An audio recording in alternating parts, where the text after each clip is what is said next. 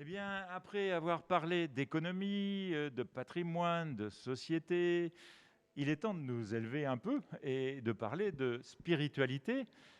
Et nous allons le faire eh bien, en partant de la gauche avec Monseigneur Gosselin, évêque d'Angoulême, avec Kader Bouaza, qui est le président. Alors, pouvez-vous nous préciser exactement des musulmans de l'Ouest, hein, c'est ça? Oui, je suis donc le président de la mosquée d'Angoulême et en même temps le président du conseil régional Poitou-Charentes. D'accord. Également Gérard Benguigui, qui est président de l'association des Juifs d'Angoulême, et donc le pasteur Combat, qui est pasteur évangélique à Angoulême.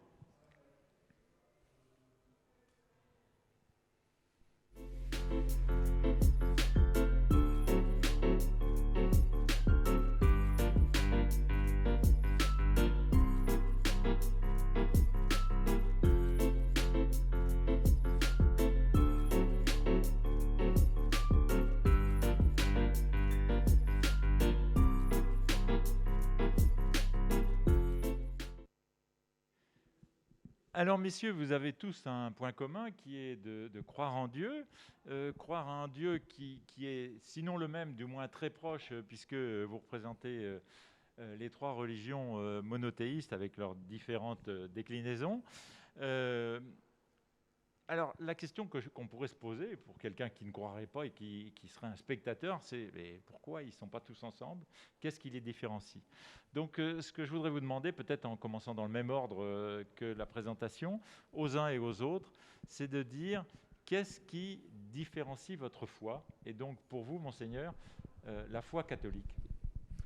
La foi catholique, elle est d'abord commune à tous les chrétiens. C'est ceux qui se réfèrent au Christ, c'est-à-dire Jésus, le Christ, celui qui est né il y a 2000 ans, qui est mort sur la croix pour nous, qui a donné sa vie pour nous, et qui est fils de Dieu, et aujourd'hui, au cœur même de Dieu, continue à nous donner son esprit.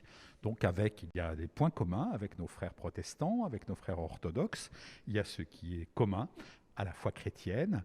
Et puis, la foi catholique, je veux dire, c'est peut-être, je sais pas, l'image la plus forte, c'est peut-être l'image du pape, un successeur de Saint-Pierre.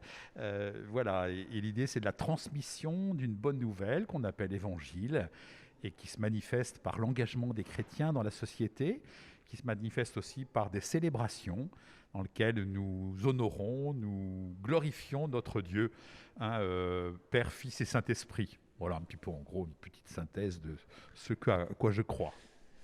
Merci beaucoup. Kader Bouaza, comment est-ce que vous définiriez la religion musulmane dans ses principales valeurs? Alors, la religion musulmane donc, est une religion comme les autres religions. Elle a donc un livre qui s'appelle le Coran, et c'est à partir de là que tout se joue dans les prières, dans le respect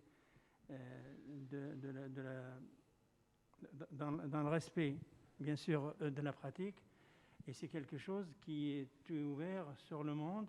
Donc il y a quand même 1,4 milliard qui pratiquent cette religion. Elle reconnaît les autres religions du livre, comme il se doit. Et c'est une religion ouverte qui appelle à la fraternité, au respect des autres et au respect de l'islam tel qu'il a été mis en place par le prophète Mohammed sallallahu alayhi wa sallam, par le biais de l'ange Gabriel que Dieu lui a transmis. Et donc qui reconnaît les autres religions, bien sûr, les autres prophètes, au même titre que nos prophètes, 124 000 prophètes reconnus. Et puis en même temps, c'est quelque chose qui est spirituel, dans la mesure où il y a la fraternité qui prévaut, et qui toute l'humanité est frère. Après, chacun choisit sa religion, chrétienne, juive ou musulman, ou pas du tout. En tout cas, nous respectons également ceux qui n'ont pas de religion, et nous acceptons aussi que les uns et les autres, dans leur religion ou pas, c'est une ouverture vers l'autre, c'est la fraternité vers l'autre, et c'est l'amitié et le voisinage surtout qui doit être aussi pris en compte, dans la mesure comme voisin, mais comme héritier presque, parce que le voisin a quelque chose d'important, c'est aussi de veiller sur vous comme vous veillez sur lui.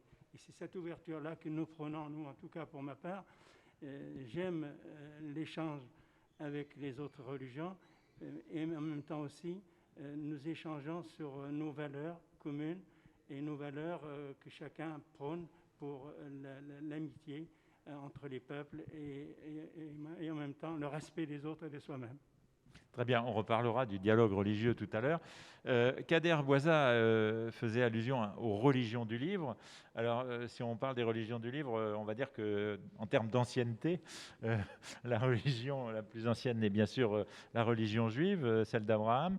Gérard Benguigui, comment vous définiriez la religion juive sans la comparer aux autres, mais quels sont les... quel est son ADN d'une certaine façon? C'est très difficile en quelques mots de répondre à une telle question. Effectivement, la religion juive, on a coutume de la qualifier de mère des autres religions du livre, le livre étant le même. Et premier point de désaccord, si je peux me permettre, avec mon ami Kader, quand les musulmans disent qu'il y a le Coran, avant le Coran, il y avait la Bible, et je crois savoir que le Coran a intégré l'Ancien Testament ou toute une partie de l'Ancien Testament dans ses prophéties. Ça, c'est le premier point. Deuxième point, comment qualifier ce qui caractérise le judaïsme, c'est pas l'obéissance à des textes, c'est discuter, étudier et discuter le contenu de ces textes et comment les interpréter en fonction de l'époque où on vit.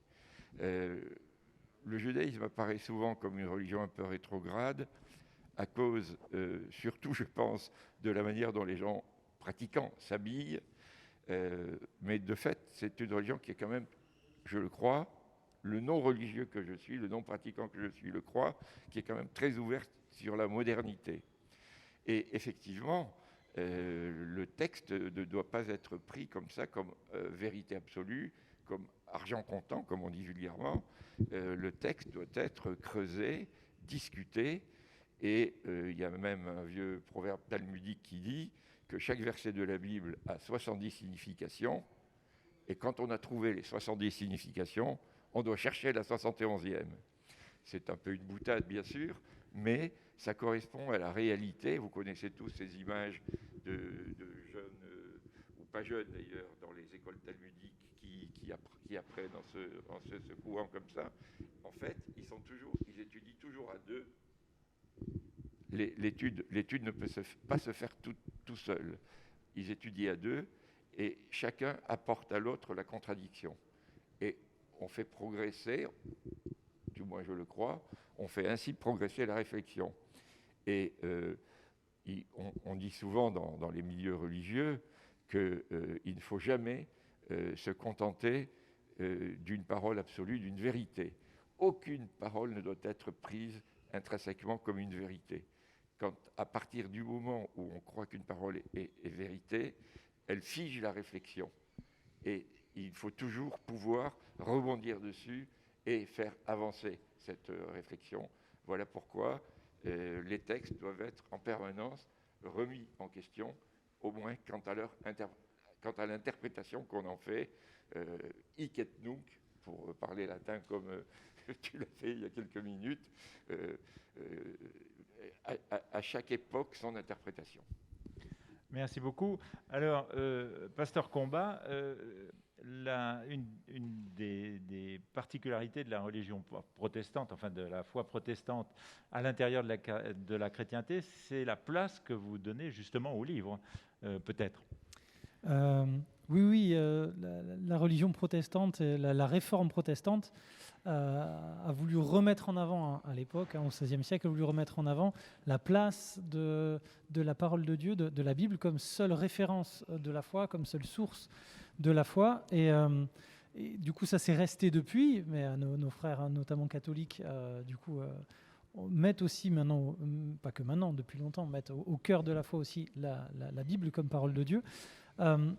La particularité protestante, voilà, c'est de ne mettre que la parole et aucune autre tradition que la parole pour venir alimenter le contenu dogmatique de la foi.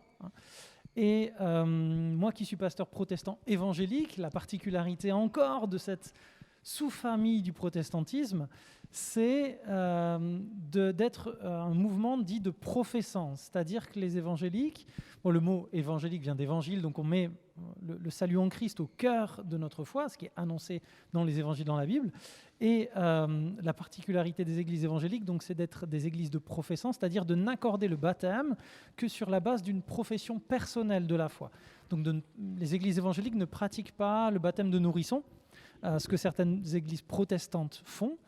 Les églises dites réformées ou maintenant églises protestantes unies pratiquent ce baptême-là. Les églises évangéliques ne sont que des églises de professants, de personnes qui professent personnellement leur foi le jour de leur baptême.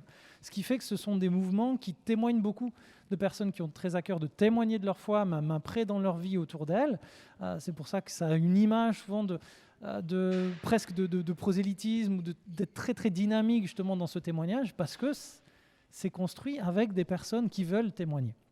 Et ça se voit jusque dans la manière dont on accorde le baptême lors de cette profession, ce témoignage personnel de la foi.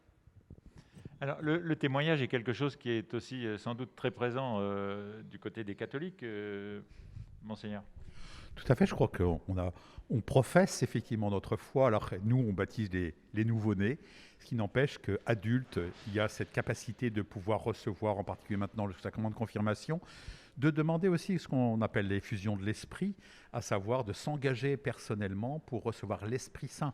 Et c'est l'Esprit Saint qui nous permet effectivement de donner un témoignage qui va au-delà même de la personne. Alors c'est vrai que, je voudrais revenir un petit peu sur ce que vous disiez tout à l'heure, nous ne sommes pas vraiment la religion du livre. C'est vrai qu'il y a la Bible, donc Ancien Testament, nous rajoutons le Nouveau avec le Christ, et en même temps, ce n'est pas la religion du livre, c'est la religion de la parole.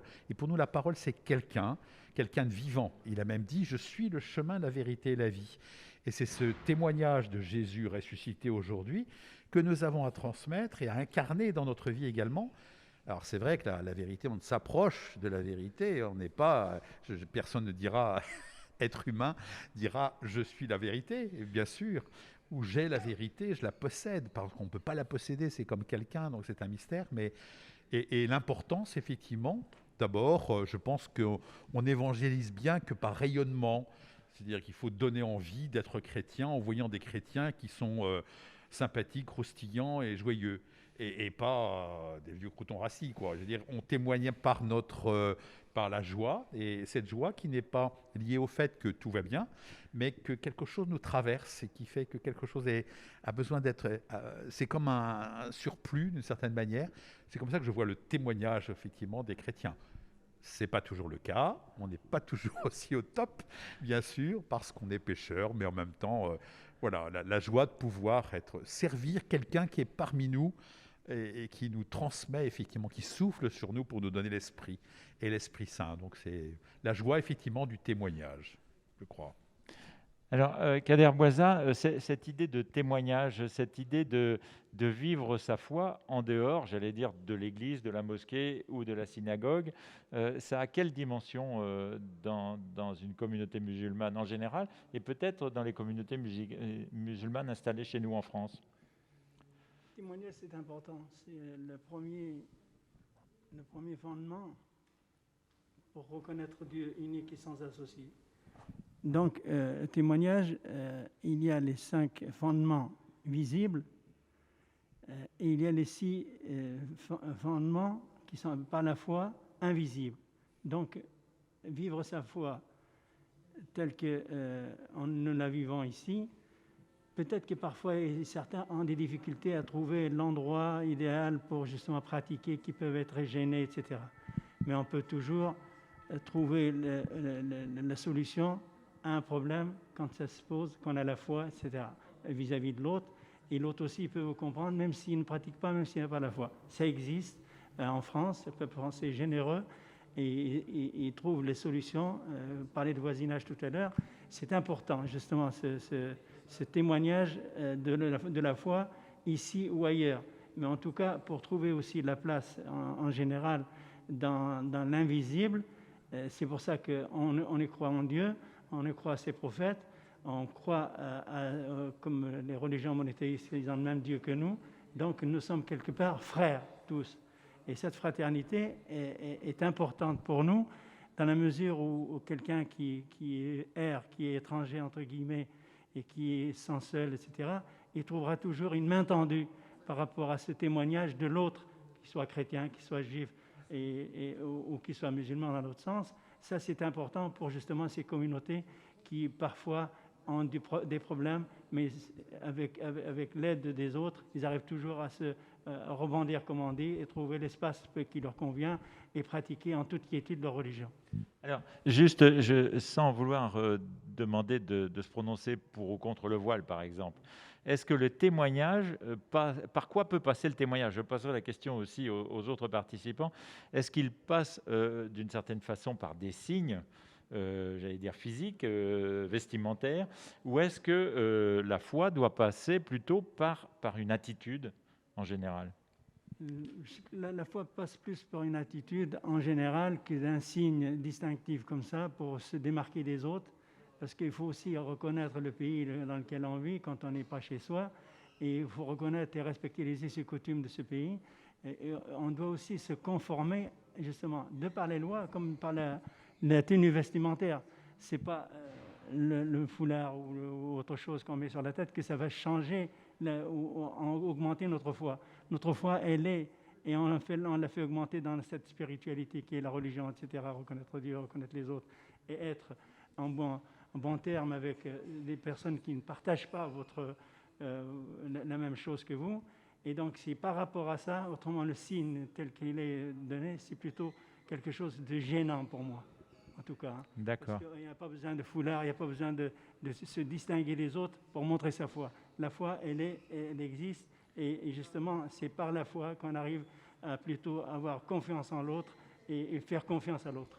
Merci. C'est l'expression qu'on connaît bien chez nous qui dit que l'habit ne fait pas le moine. Gérard Benguigui, ce qui distingue d'une certaine façon souvent les fondamentalistes, y compris dans la religion juive, des autres, c'est que justement il y a des signes, vous parliez des habits tout à l'heure, comment est-ce que vous voyez le moyen de témoigner, même si vous n'êtes pas pratiquant, vous êtes peut-être croyant quand même, de témoigner de sa foi? Effectivement, on peut être étonné de la tenue vestimentaire des juifs pratiquants qui, dans leur tradition à eux, sont des prêtres. Les juifs pratiquants sont des prêtres qui ont pour mission, ou qui se donnent pour mission, d'apporter à l'ensemble de l'humanité le message, alors pas du Christ, mais le message reçu par Moïse sur le mont Sinaï, c'est-à-dire les 10 commandements. Il est peut-être bon de rappeler que la pratique du judaïsme, ça n'est ni plus ni moins que l'adhésion à ces 10 commandements et la mise en pratique de ces 10 commandements. Alors, ça paraît simple comme ça se complique un peu dans le quotidien. Les 10 commandements ensuite se déclinent en 613 commandements. Je ne vais pas rentrer dans les détails. Moi, je pratique le judaïsme pour les nuls, donc je reste volontiers très, très schématique. Mais effectivement, ensuite, la deuxième étape, si vous voulez, et c'est ce qui règle la pratique religieuse, toutes les fêtes correspondent à des événements importants de l'histoire d'un peuple. Alors ce peuple qu'on a appelé les Hébreux, puis ensuite les Judéens, quand ils se sont installés en Judée-Samarie, et toutes les fêtes correspondent à des événements heureux ou malheureux. Alors les événements heureux, par exemple, vous les connaissez, c'est la sortie d'Égypte, c'est le 14 juillet, si vous voulez, l'équivalent, la prise de la Bastille et puis le retour à la liberté. Le Nouvel An est une fête qui n'est pas une fête gaie, c'est une fête très, très austère et solennelle. Il y a d'autres fêtes qui correspondent, par exemple, à l'une des fêtes, à mes yeux, en tout cas le non-pratiquant que je suis, qui est la plus importante, c'est la double destruction, symboliquement en plus, c'est très fort, la double destruction du temple de Jérusalem, à la même date comment ne pas voir un signe divin quand à 5 siècles, un peu plus de 5 siècles d'écart, le temple de Jérusalem a été détruit une première fois par le roi perse Nabuchodonosor, une deuxième fois en 70 après Jésus-Christ par les Romains. Donc les religieux ne pouvaient pas passer à côté, si vous permettez de le dire comme ça. C'est vraiment effectivement une date importante. Je ne réponds pas pour autant à votre question. Pourquoi les gens Mais c'était s'habillent intéressant. Tout simplement parce que c'est une prescription de l'Ancien Testament qui dit, alors je ne sais pas où exactement, mais c'est dans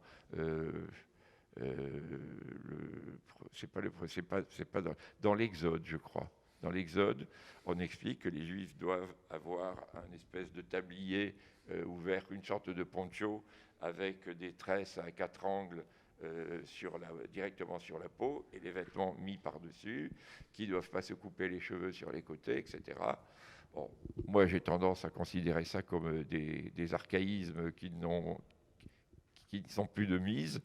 Les grands chapeaux, pour autant que je le sache, n'ont aucune obligation. C'est presque plutôt, il faut voir ça plutôt comme une mode que comme une obligation religieuse.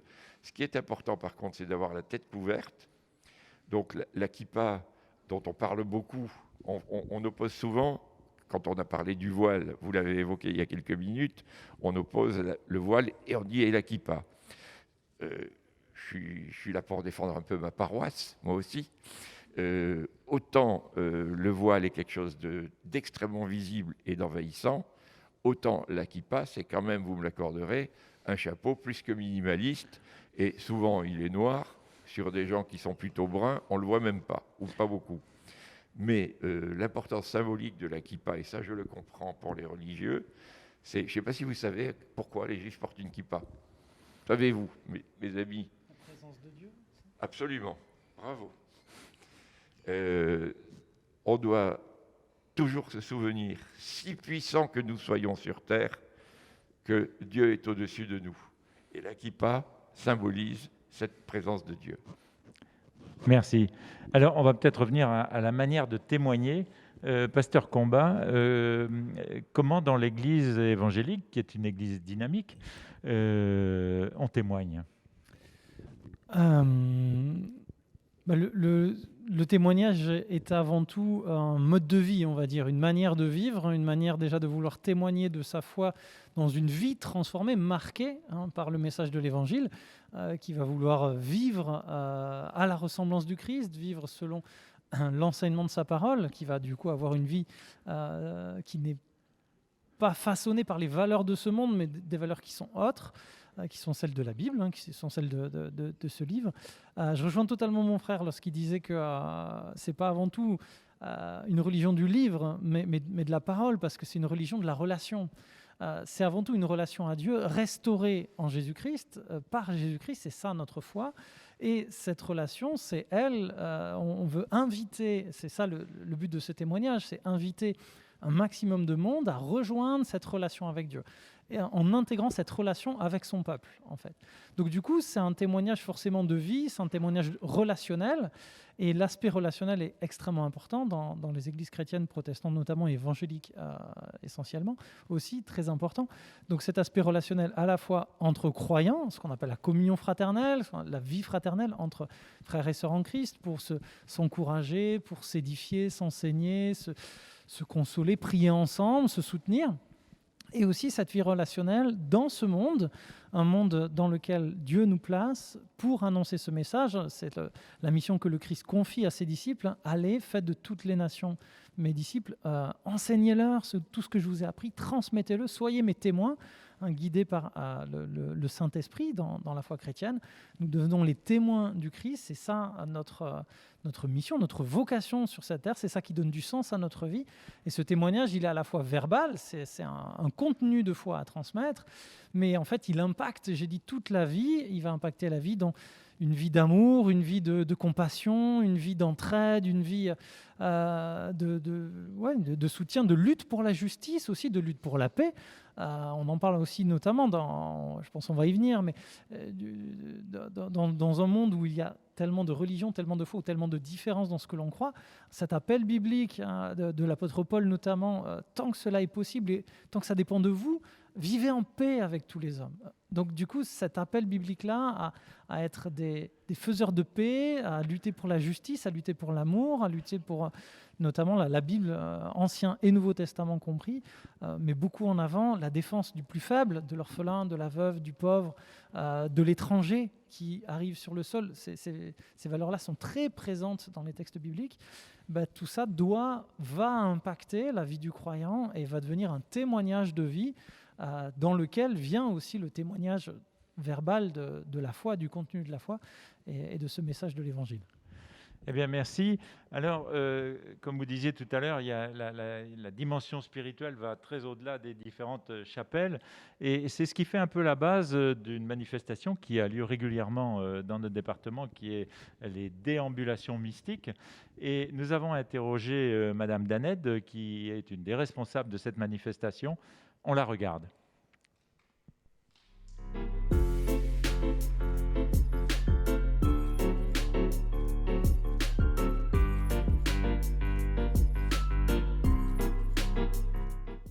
Bien, bonjour à toutes et à tous et bienvenue dans cette table ronde où j'ai la joie de recevoir en vidéo cette fois Madame Catherine Daned, qui est la présidente des déambulations mystiques. Alors Catherine, qu'est-ce que c'est que les déambulations mystiques? Bonjour à vous. Bonjour et merci de me recevoir. Et tout d'abord, je voudrais situer ce titre de présidente dont vous me qualifiez sous le patronage de notre présidente d'honneur Sylvie Germain et de nos deux parrains Charles Julier et Jean-Claude Guilbault, qui sont toujours très partie prenante de toutes nos actions. Alors, Déambulation mystique, c'est une association qui a été conçue en 2015 à l'initiative du père Denis Trinet, aumônier de la Fraternité Trinitaire à Angoulême, et de l'écrivain Sylvie Germain, qui était alors angoumoisine. Et tous deux avaient dans l'esprit de créer une manifestation culturelle sur le thème de la mystique.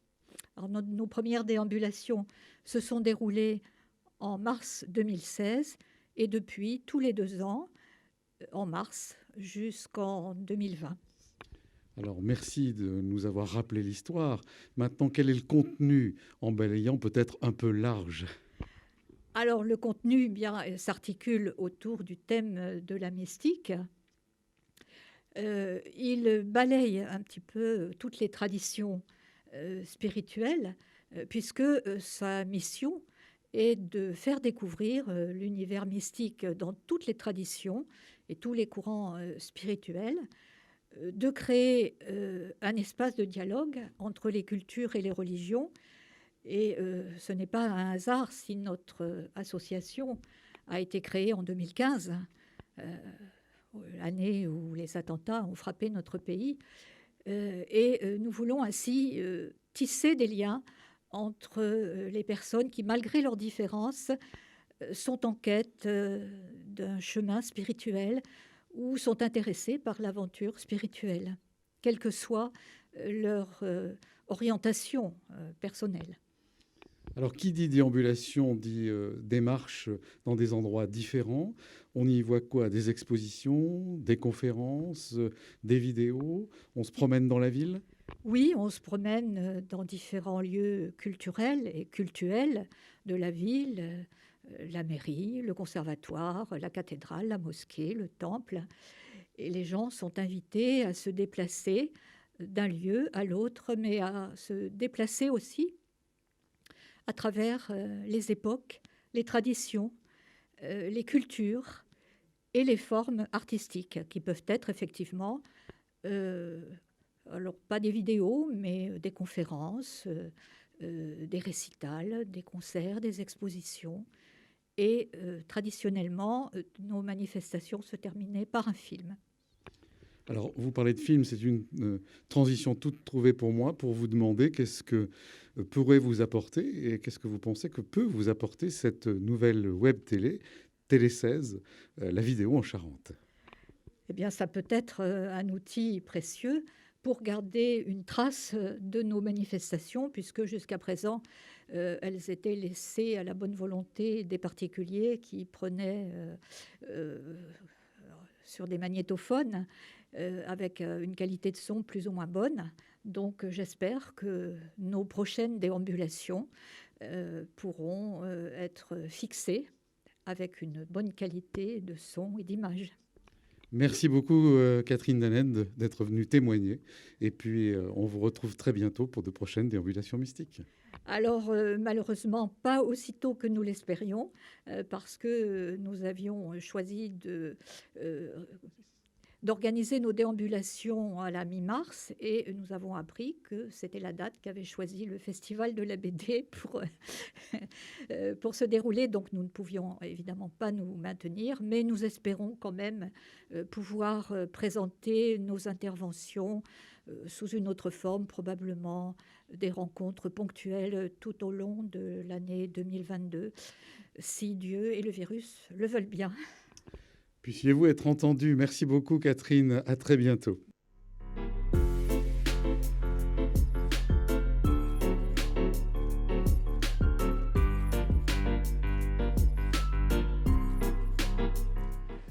Madame Daned a été interviewée par Jean-Michel Lamazerolle, qui devait animer cette table ronde, mais qui est malade et qui n'a donc pas pu assurer cette animation. Alors, on parlait sous une autre forme tout à l'heure. Et donc, on arrive à la fin de cette émission. J'aimerais faire un petit tour de table de chacun pour voir sous quelle forme le culte, la foi, l'évangélisation pourrait se faire avec tous les outils numériques dont on dispose maintenant. Monseigneur. J'ai envie de reprendre ce que nous disait notre frère Ben Guigui à propos de la kippa. Il se trouve que l'évêque a une calotte pendant la célébration liturgique qui est tout à fait une kippa et qui lui rappelle sans cesse qu'il a toujours quelqu'un au-dessus de lui. Et je le dis parce qu'il me semble que voilà, quelqu'un au-dessus de moi qui me pousse effectivement à être un homme de ce temps. Et que je pense que la volonté de Dieu, c'est que l'Église et l'Église catholique soient vraiment au cœur même de ce qui fait les moyens dont on a à disposition pour pouvoir rejoindre les hommes. Il y a une vieille dame qui me disait il y a quelques jours, c'est super, j'ai dit le chapelet hier, et j'ai vu qu'on était 4000 à dire le chapelet ensemble. On n'a pas autant de succès dans nos églises. Et je me dis que les moyens aussi modernes permettent effectivement de rejoindre des personnes isolées. Je crois aussi que c'est le bon moyen. Je trouve qu'on a un patrimoine extraordinaire en Charente, avec des églises qui sont vraiment magnifiques. Et je vous emmènerai à Saint-Frey pour voir les fresques qui nous parlent de la Passion du Christ, et à Villefagnan pour voir les chapiteaux romans qui nous parlent de toute la révélation biblique. Je veux dire, ça, c'est des moyens, je veux dire, catéchétiques dans le sens d'enseignement qui permettent aux hommes d'approcher vraiment la réalité, puis de se faire leur propre opinion. Moi, je crois fermement à cette nécessité, dans un État complètement laïque, et je suis pour, la société religieuse, car les hommes sont en recherche, je suis en recherche. Je suis d'ailleurs le seul ici à avoir un signe distinctif de ma religion. Et je me dis, pour moi, c'est normal, c'est bon. Et qu'effectivement, dans le débat de société, qu'il y ait des lieux, des moyens où véritablement la question de la foi, de la spiritualité, soit abordée de manière très claire et nette.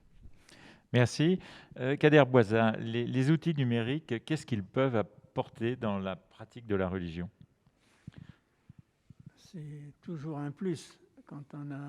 Maintenant, il faut trouver les personnes adéquates pour justement les faire fonctionner. C'est important. Donc, on a un public quand même assez difficile, assez particulier, qui est un petit peu en décalage par rapport à 100 ans. Donc, ça veut dire que il y a tout un apprentissage à faire pour y accéder à ces outils, pour les manipuler et pour pouvoir se servir et que lui rendre le service attendu. C'est important pour tout le monde. Bien que nous sommes beaucoup moins présents donc, sur les théâtres des associations, etc., parce que ce n'est pas dans la culture, parce que c'est très disparate chez nous, c'est que les gens viennent de partout et de nulle part, donc le temps qu'ils se fassent un rapprochement, une amitié, etc., pour pouvoir fonctionner un peu comme nos autres frères ici, et il faut du temps. On a gagné beaucoup dans la matière parce qu'il faut être présent en permanence et relancer les uns les autres pour les motiver pour qu'ils puissent aussi prendre leur place. Ça, c'est pas facile, mais on essaye. Moi, j'ai espoir qu'il y ait une jeunesse qui monte, que si toutefois elle a des outils de ce genre, elle va s'y mettre à la page et saura s'en servir. On parlait de la mystique. La mystique, c'est très important. C'est dans des cercles ou dans des associations, justement, ou dans des échanges, comme on disait tout à l'heure avec Monseigneur, dans les échanges qu'on peut s'améliorer, qu'on s'améliore et qu'on peut gagner confiance les uns des autres. Et donc, c'est cette confiance qu'il faut la faire vivre avec nos curés dans nos quartiers. On arrive à un rapprochement, on arrive à fonctionner, on arrive à s'inviter, on arrive à échanger. Et c'est cet échange, cette spiritualité, cette amitié, cette confiance qu'on se fait mutuellement, qu'on peut donner, pour impulser à d'autres pour leur dire, regardez, on est aujourd'hui à la mosquée, demain on est invité à l'église. Ça commence à prendre forme, tout ça, et c'est bien, c'est courageux de la part des uns et des autres, mais c'est encore pas complètement le moment. On n'a pas gagné encore la bataille. Et si bataille il y a.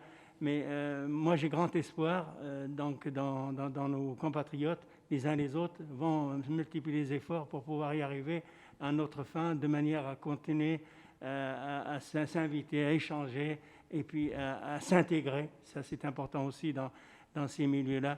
On a des difficultés pour l'instant, mais on va tous les mettre de côté et gagner en avantage, gagner du terrain, gagner dans l'amitié, gagner dans la fraternité pour qu'à Angoulême, on soit un petit peu à l'image de ce qu'on a vécu jusque-là depuis Monseigneur Roll. Il y a eu des échanges entre chrétiens et musulmans, jusqu'à Monseigneur Gosselin ici présent, qui aussi a cette ouverture d'esprit pour nous aider, pour un petit peu nous accompagner. On a besoin de ça. Et qu'il faut se faire confiance, et à mon avis, on y arrivera sincèrement. Merci Kader. Gérard Benguigui, la religion numérique, ça vous inspire quoi? La méfiance, quand même. Le numérique, on l'a évoqué tout à l'heure, c'est un plus, je reprends l'expression de mon ami Kader, c'est un plus utile, d'autant plus utile dans les moments difficiles que nous vivons aujourd'hui. Mais la religion, si j'ai bien compris, ça vient du latin religere, ça veut dire relier. Et je préfère, par exemple, que ce soir, nous soyons tous physiquement présents, plutôt que de nous regarder à travers la froideur d'un écran d'ordinateur ou de télévision. Donc, le numérique, oui, dès l'instant où on le maîtrise et dès l'instant où c'est mieux que plus de religion du tout, mais je crois qu'il est bon que les chrétiens aillent dans les églises, que les musulmans aillent dans les mosquées et que les juifs, quand ils en ont une, aillent à la synagogue. Il n'y en a pas à Angoulême, vous le savez. Donc, j'aime beaucoup, par exemple, je vais de temps en temps à la messe, quand on me fait l'honneur de m'inviter, et j'aime beaucoup ce moment où on serre la main, où on embrasse son vis-à-vis. On ne peut pas trop le faire numériquement, hein. Et pourtant, le contact humain, le contact physique, toucher son voisin, c'est quelque chose qui est important et qu'il faut protéger. Donc le numérique, je réponds brièvement, il faudrait développer. Mais le numérique, oui, mais maîtrisons-le. Voilà. Alors le contact physique, en dehors des périodes de Covid, hélas. Pasteur Combat, pardon. Comment voyez-vous l'utilisation des outils numériques? Je sais que vous utilisez beaucoup la vidéo, notamment. Dans quel cadre et à votre avis, qu'est-ce que ça apporte dans le travail d'évangélisation? Comme je le disais tout à l'heure, la religion chrétienne notamment, mais pas que, toutes les religions dont on parle ici, ont une vocation de témoignage, d'apporter un message. Donc, c'est une vocation de communication. Donc tout outil de communication, dans ce cas-là, est bon à prendre. Mais je rejoins aussi dans un but précis. Pourquoi? Pour transmettre quelque chose. Mais comme ce sont des religions qui ne sont pas avant tout uniquement de la connaissance, c'est de la relation restaurée avec Dieu, dans une relation restaurée entre êtres humains eux-mêmes restaurer avec Dieu. Donc ça doit être soit un premier pas, souvent c'est utilisé, on aime bien l'utiliser comme un premier pas pour les personnes qui se questionnent, faut reconnaître, c'est pas facile de franchir les portes d'un lieu de culte. C'est pas un geste anodin, c'est pas un geste neutre. Pour franchir les portes d'un lieu de culte, quelle que soit la religion, surtout si je connais personne, si personne m'invite, c'est pas facile à faire. Je sais pas ce que je vais y trouver, je sais pas ce qui s'y passe. C'est un monde inconnu pour moi, qui a ses codes, qui a son vocabulaire, qui a ses rites. Du coup, si je peux voir avant ces choses-là en numérique, si je peux les voir, déjà ça rassure. J'ai l'impression déjà de connaître avant même d'y aller. Et ça peut déjà être un premier pas de réponse à mes questionnements. Donc là, c'est super intéressant dans cette optique-là.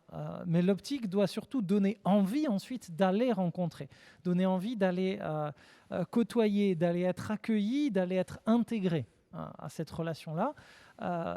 Il n'y a pas de foi seul, il n'y a pas de foi, juste un individu avec Dieu. Pour moi, ça n'existe pas. C'est une foi en relation, obligatoirement, avec Dieu et entre les humains. Là aussi où le numérique, en tout cas personnellement je l'utilise beaucoup, c'est aussi dans un cadre des fois de transmission pure de la parole, d'enseignement, d'édification pure. Avant, c'est vrai que le Covid nous a bousculé nos habitudes à ce niveau-là. Avant cette épidémie, la plupart du temps, quand j'organisais des moments d'enseignement de la Bible, des moments de formation pour les croyants, c'était en présentiel et j'avais quelques dizaines de personnes et tous ceux qui ne pouvaient pas venir n'avaient pas le contenu, ou si on organisait des sessions sur plusieurs fois, on en loupait une, on l'avait loupée, on arrivait la fois d'après, on faisait un petit résumé pour commencer, mais on avait loupé cette session-là.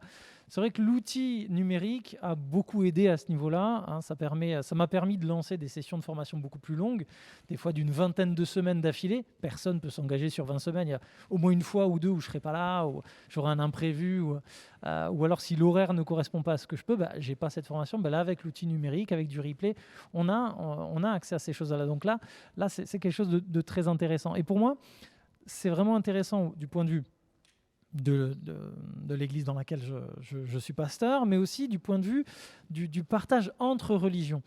Parce que ça devient difficile de parler de religion dans l'espace public, ça devient difficile de trouver des espaces où on puisse faire connaissance avec les différentes religions, les mettre en dialogue, et c'est un point essentiel justement pour amener au respect entre personnes qui ont des convictions fortes mais différentes.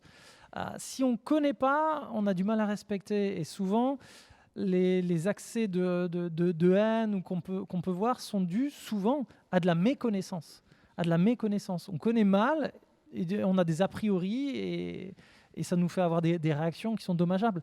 Donc des outils comme cette chaîne-là qui puissent aider à faire connaître les religions, déjà peut amener plus de respect, plus facilement, plus de cohabitation vraiment paisible, fraternelle, peut amener aussi, peut aider pour moi la population, tous ceux et celles qui seront en contact avec cette chaîne-là, avec ces émissions, peut les amener aussi à se poser les questions et j'ai envie de dire, avoir un peu le choix, à être libre, de plus en plus libre. Quand on connaît, on devient de plus en plus libre. Vous savez, mon meilleur ami, il n'est pas croyant, et moi je lui parle de ma foi, forcément, c'est mon meilleur ami, je l'aime, et je lui transmets ma foi, parce que je suis un témoin. Et il y a quelques années, au bout d'un moment, il m'a dit, une soirée, on partageait une bière, et puis je lui parlais de ma foi, et puis il m'a dit, tu sais, Jeff, j'ai toujours cru que j'étais libre, que mes parents m'avaient laissé libre de croire ou non en ce que je veux. Et il me dit, en fait, je me rends compte que je n'étais pas libre. J'ai juste eu la possibilité de ne pas croire, parce que je ne connaissais pas. Tant qu'on ne connaît pas, on n'est pas libre. Tant qu'on n'a pas la connaissance, on n'est pas libre. On n'a pas le choix, en fait. Donc, développer des outils qui permettent d'acquérir cette connaissance sur les religions permet de développer une conviction. Oui, ça me convainc. Là, je crois. Là, je ne suis peut-être pas d'accord, mais je comprends pourquoi il croit et pense comme ça, donc je respecte. Et ça permet de développer à la fois des convictions fortes, ça amène à la liberté, en fait, pour moi. Voilà, ce qui nous ouvre un chantier pour des émissions futures, des initiatives futures au travers de cette chaîne Télé 16 qui est née aujourd'hui. Alors, vous insistiez sur la rencontre tout à l'heure. Paradoxalement, le numérique peut faciliter la rencontre, même si évidemment rien ne remplace la rencontre charnelle, j'allais dire physique. Et donc, c'est ça qui est important.